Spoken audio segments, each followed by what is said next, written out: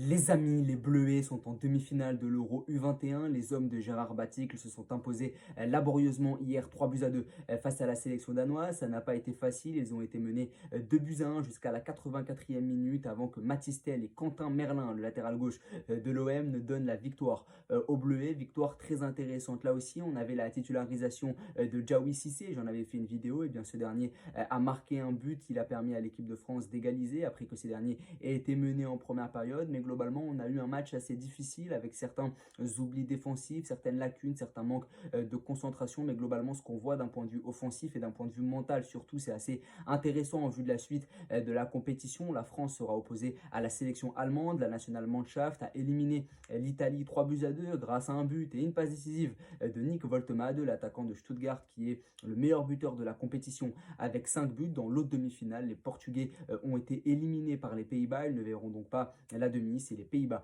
qui seront dans le dernier carré. Ils affronteront l'Angleterre qui a éliminé la sélection espagnole. L'Angleterre qui est tenant du titre. Ils avaient remporté la dernière édition avec une génération composée de Gordon ou encore de Madueke. J'ai hâte de voir ce que ça va donner pour la suite, même si ça va être très compliqué face à l'Allemagne si la France ne se ressaisit pas un peu d'un point de vue défensif.